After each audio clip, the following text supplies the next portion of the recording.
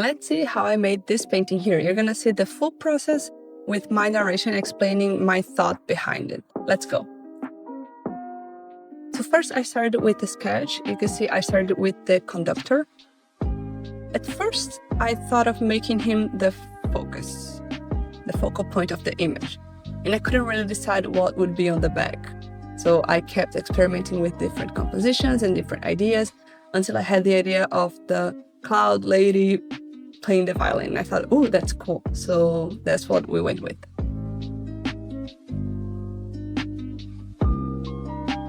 I tried making her with the eyes open to see how it looks, and then the eyes closed, crying, not crying, just experimenting with different ideas, different outfits, different hairstyles. Just brainstorming how the character could look in the final image.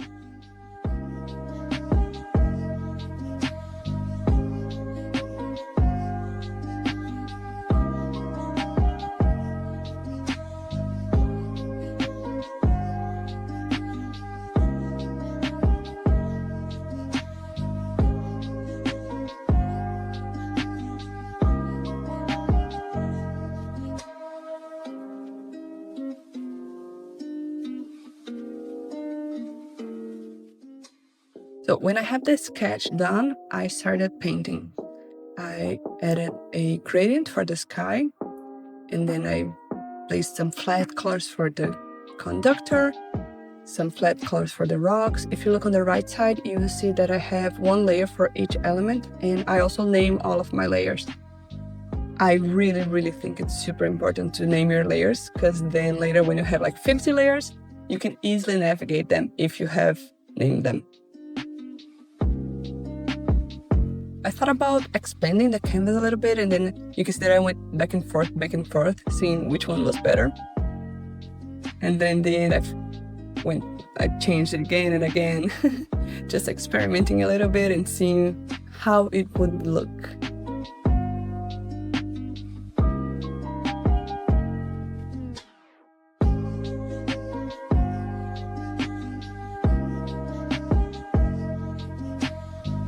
When I started painting the clouds, the ones on the bottom, I used a chisel brush because I wanted them to be more flat and less fluffy. And then I used Davinel Kurtz brushes for the city lights.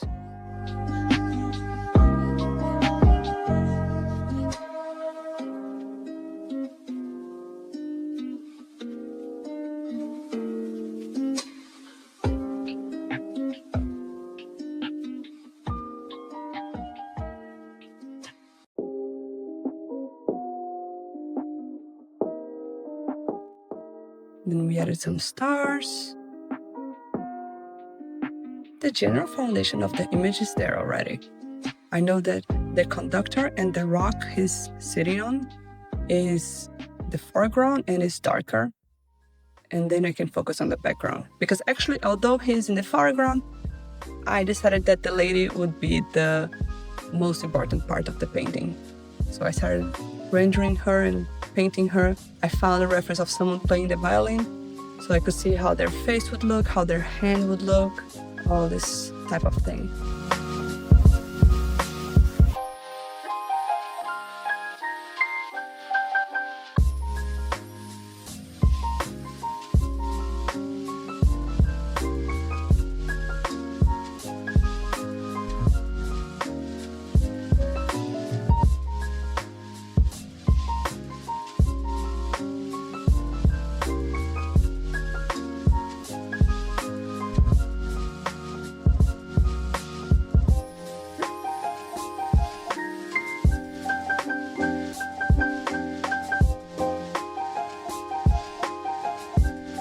Notice that I turn the sketch on and off.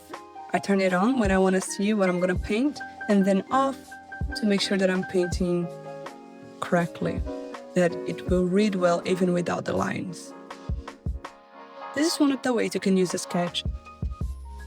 Sometimes I'll do it like this, other times I will merge them all. This time, that's how I did it.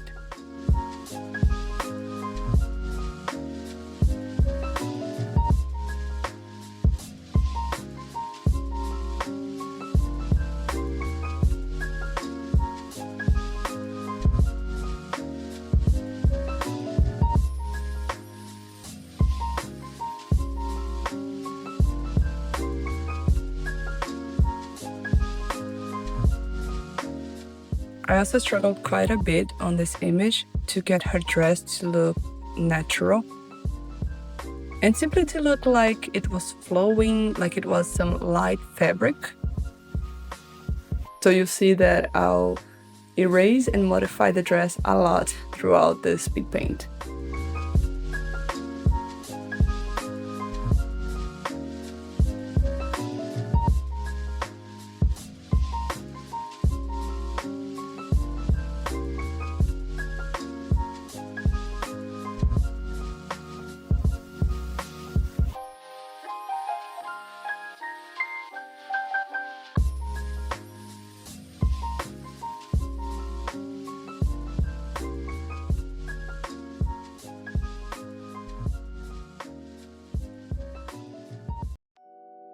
One of the benefits of merging the layers frequently is that it's so easy to make modifications later. So you just saw I selected her whole head and hair and just translated it to another area to make her neck longer. And that would be so hard to make if I had a bunch of different layers for her.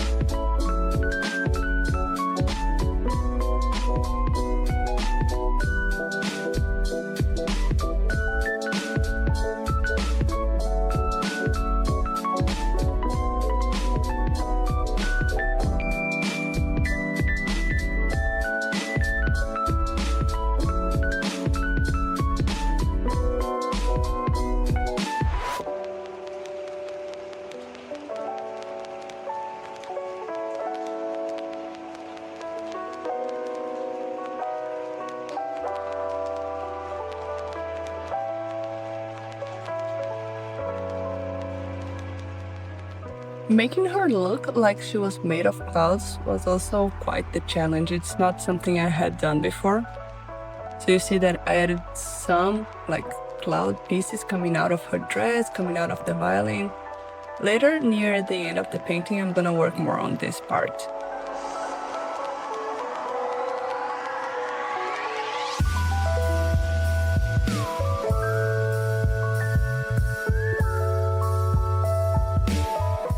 Now it's time to just render her face. It's one of the best parts. It's really relaxing.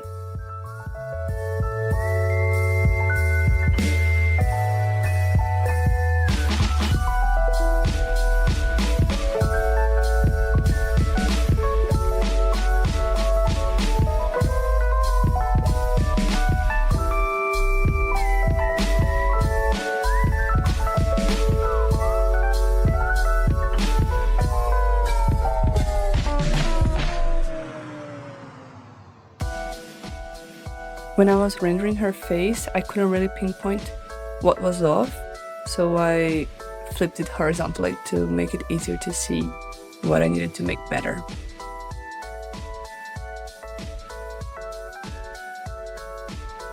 You can see in the sub-view palette that I had a bunch of references. I always use like lots and lots of references when I'm making a complex piece. I have a reference for the face, one for the hand, one for the body, one for the dress, and etc. It's really good that you use a bunch of references because then you can combine them and make your own original image instead of having just one reference and making a copy.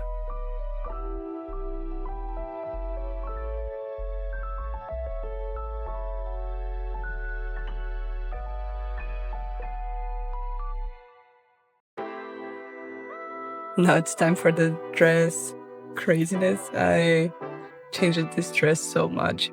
You see, I thought about making this style from this reference I found, which is pretty, but I really didn't want her to be sexualized in any way, so I ended up removing it because I didn't want people to look at it and maybe think it had something to do with that.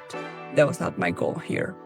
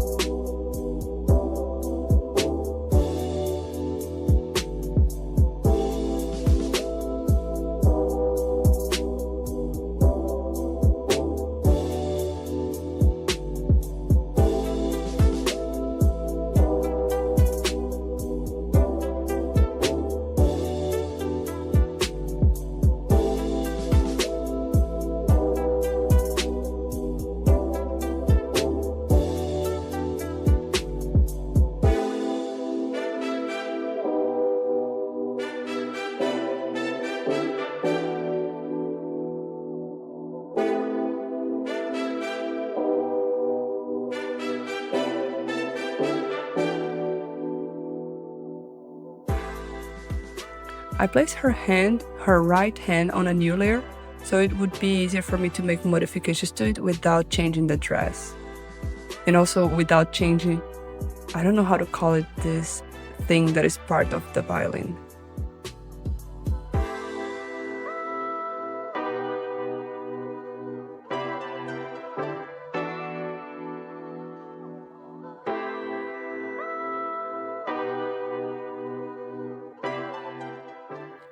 And then at some point, because I couldn't really get the dress to look how I wanted, I found videos of women dancing with loose dresses with thin fabric. And I took screenshots of it so I could use as reference. And then I think the best reference I found was one from an AliExpress dress.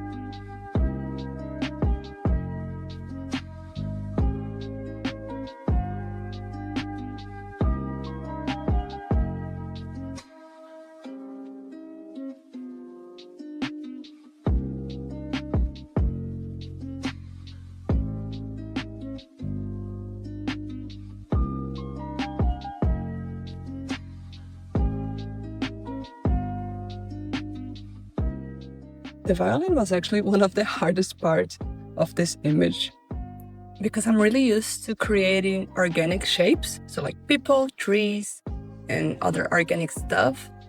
It's a little bit hard for me to create something inorganic like a violin.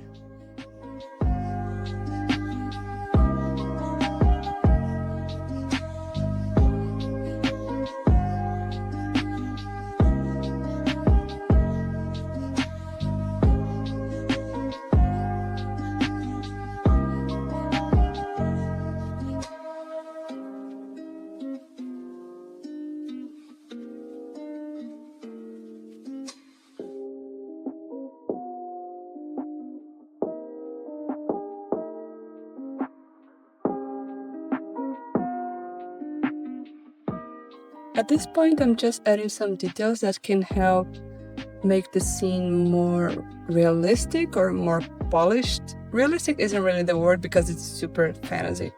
More polished, so it looks finished. And then after the lady is done, I can focus a little bit on the conductor, which at first I wanted him to be the focus, and then I'm like, nah, she's so much cooler.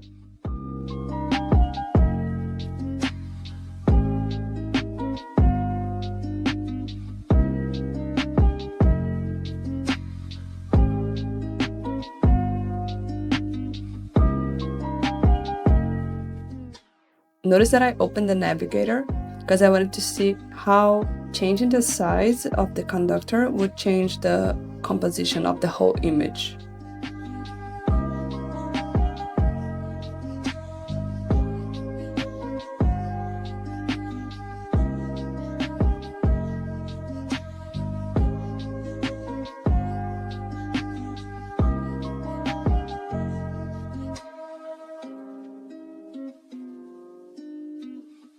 Now I'm adding some glow to her and using tone curves to change the contrast to really drive our attention towards her and make her more magic.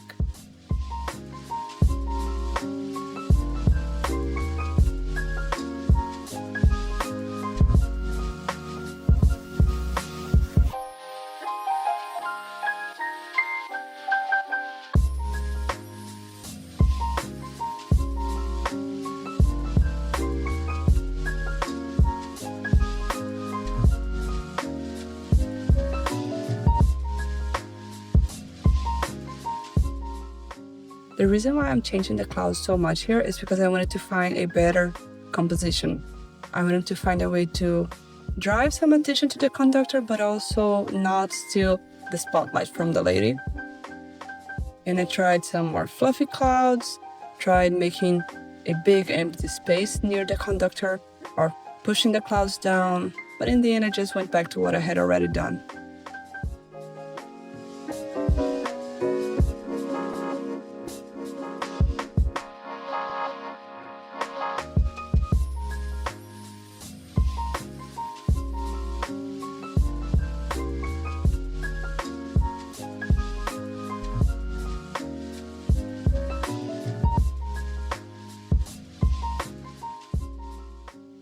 I erased some of her hair because I didn't like the silhouette. I thought it was too boring. I wanted to make it a little bit more different, add some empty space next to it, and also make it further away from the edge of the canvas.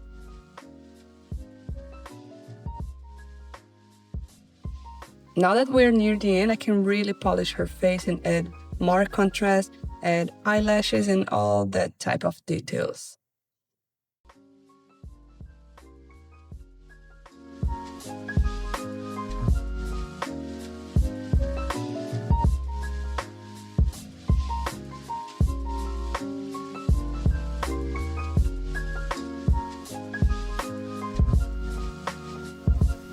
And this is how I made this painting. If you want to see more, don't forget to subscribe, and I'll see you in the next video. Bye bye!